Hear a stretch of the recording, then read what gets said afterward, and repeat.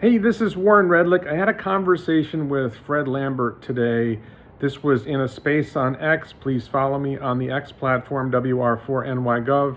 And you can see spaces like that. I'm doing another space in a few hours with AJ about the likelihood of what's going to happen with the shareholder vote. The conversation with Fred was about the shareholder vote, about the Supercharger team, a couple other topics. And I want to start with something very simple in terms of what I took away from this conversation.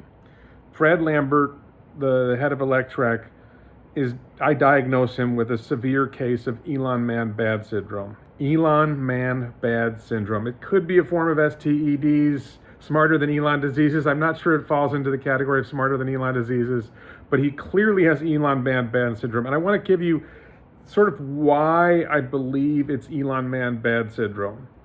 I asked Fred, tell me something Elon has done in the past year that's good, or tell me something good Elon has done in the past year.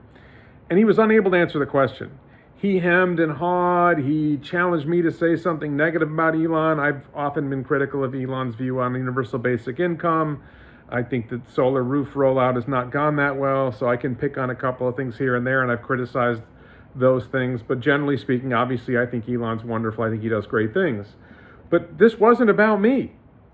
This was you tell me something good that Elon has done in the past year. And he hemmed and he hawed and this was several minutes. And he was unable to come up with a single thing that Elon did that was good. And this is striking in comparison because basically what this means is anything that Fred doesn't like that happens is Elon's fault. And anything good that happens, Elon gets no credit. So FSD version 12. Starship, Falcon 9, Neuralink. None of these things Elon gets any credit for. Oh, that's the team did that. The team did that. The teams did these things. Elon didn't do anything. Nothing good that happens goes to Elon. This is in the entire space we talked about it. Nothing. And to me, that's a hallmark of Elon Man Bad Syndrome. If you can't say he's done anything good, if you can't acknowledge the good things that he's done, then you have decided he's bad, and therefore nothing he does can be good.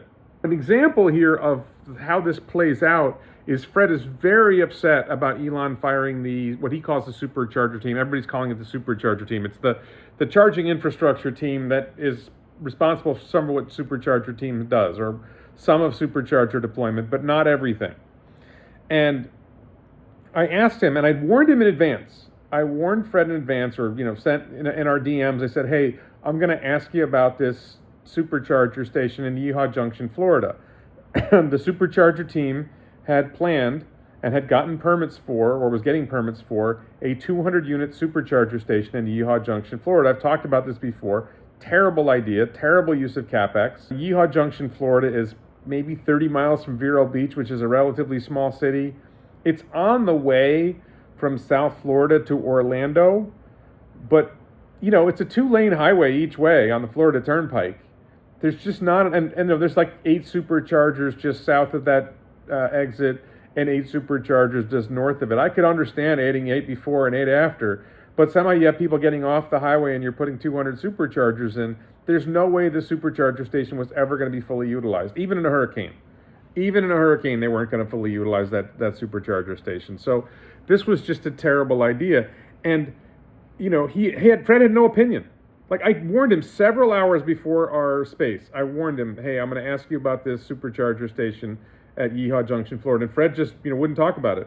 He wouldn't acknowledge whether or not it was a good use of CapEx. Because from Fred's perspective, more superchargers better. More superchargers anywhere better. Supercharger team, great. Anything Supercharger team does is good. If Elon disagrees with Supercharger team good, Elon Man bad, solves the problem, right? Now you don't have to think, right? Supercharger team good, Elon Man bad, simple. Regarding the shareholder vote on Elon's compensation, Fred, to me, made 0 sense.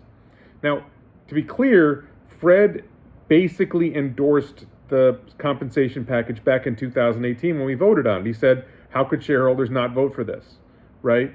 And now he's changed his mind. He said, he claims he learned from the judge's decision, when he read the judge's decision, that the contract wasn't fair, that it didn't have proper governance, it should have required Elon to be a full-time CEO, how the contract was negotiated or it wasn't negotiated and that was bad and blah, blah, blah. Look, we knew what the material terms were of this compensation package when we voted on it. And we knew that Elon was not a full-time CEO.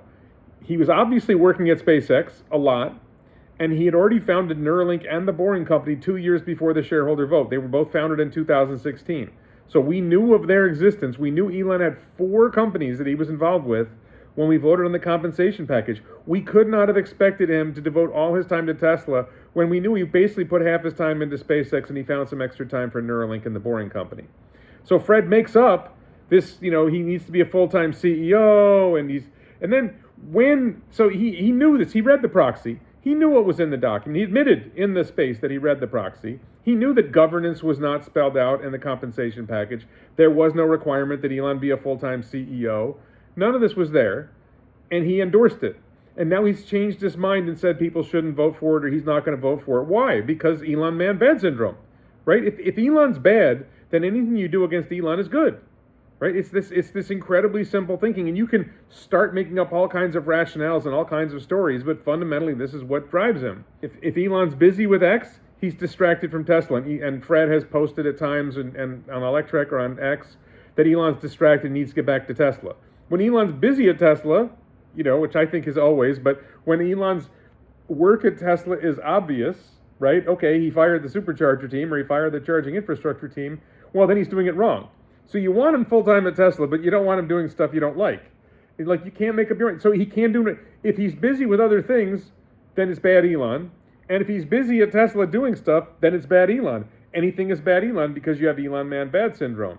I asked him, this is the big question that we started with, is what happens if there's a no vote? And Fred doesn't deny that a no vote is a possibility. We didn't really get into whether it could happen or won't happen. We're going to talk about that tonight with AJ. But he admits that he says Elon won't leave. Because my concern is if there's a no vote, it's a vote of no confidence. Elon leaves and a ton of engineers leave with him, especially on the AI team. We never get FSD, we never get Optimus. And Tesla's left as basically an ordinary car company. And I use the word ordinary with reason. Basically becomes an ordinary car company. And maybe it's a $100 billion market cap and the share price is $30 a share. That's not a future I want. Now, Fred says, Elon won't leave, but he admits it would be a vote of no confidence. And he admits that Elon has said the shareholders can vote him out.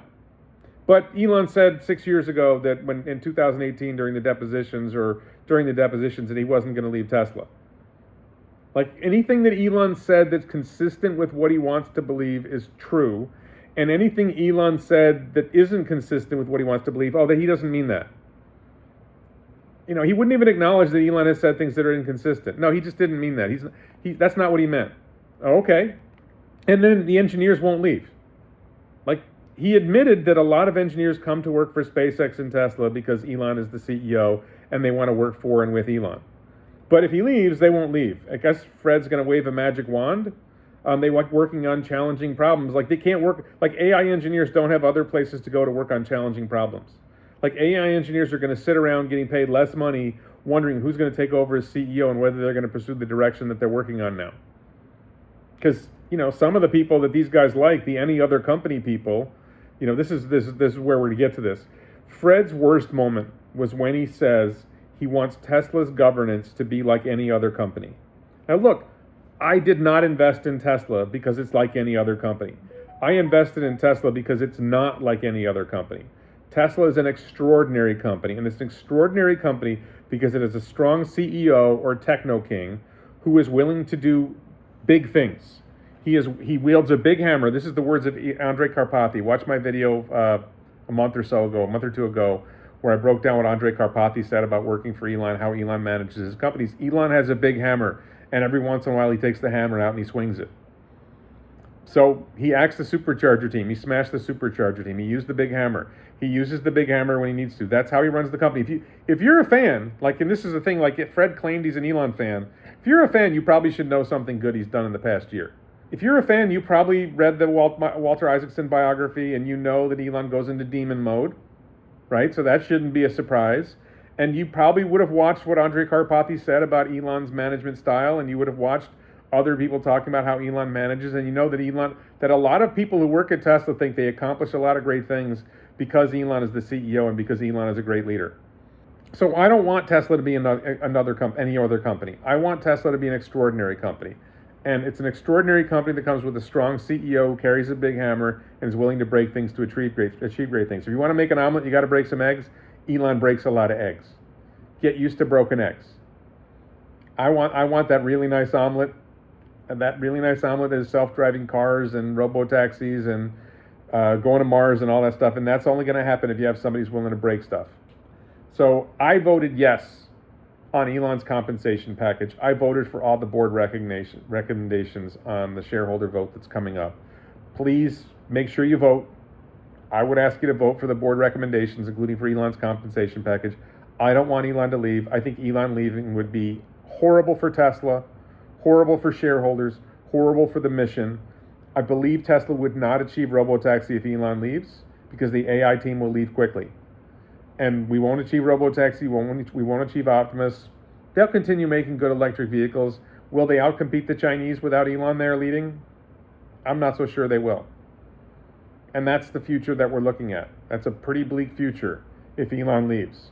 So even, with Fred being one of the kings of, vote no, admitting that it would be a vote of no confidence in Elon, if you want Tesla to become an ordinary company with a $30 share price and a market cap under $100 billion, then vote no.